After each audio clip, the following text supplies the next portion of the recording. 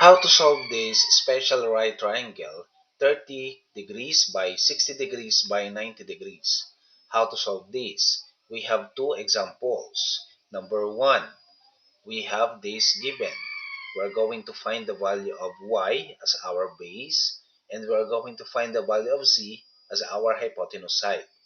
The given only here is the leg, which is 13, or the height of the triangle. And given number 2, our target here in number 2 is to find the value of x and the value of z, also the hypotenuse side. Y, the given only is the base value, which is 5 the square root of 3. Now, how to solve this? Okay, now this is our special right triangle, 30 degrees by 60 degrees by 90. Okay, to answer this number 1, as we can see here, our height of triangle is 13.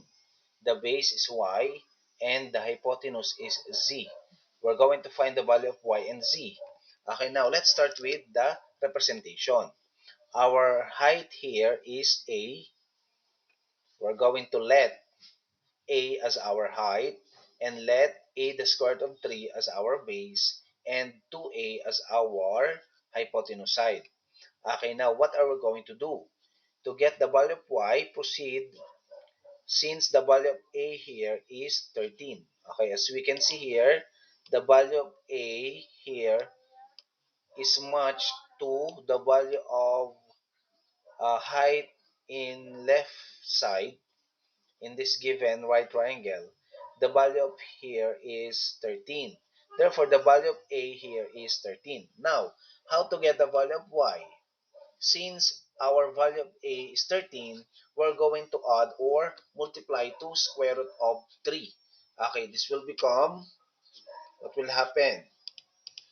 Okay, this will become 13 the square root of 3. And what will be the value of z?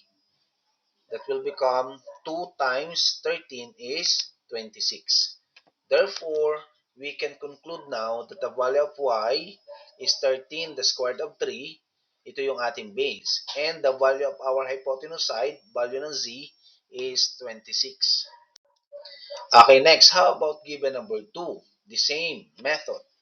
Okay, nagkaiba lang ng position ng ating triangle. Okay, 30 degrees pa rin ang ating measure by 60 by 90. Okay, now, as we can see here, ang value ng ating base dito, yung meron, ay 5 the square root of 3. Our target here is to find the value of x and the hypotenuse side. Okay, now, this is our representation again. Height of the triangle, we're going to let a as our height value, let a the square root of 3 as our base, and let 2a as our hypotenuse side.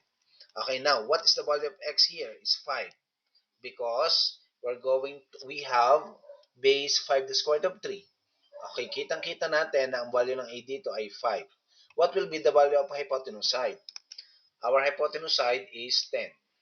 Okay, I forgot to include the value letter z, but the missing letters are z, x, and z. Therefore, here the value of x is 5, the height of the triangle, and the value of z, our hypotenuse side, is 10.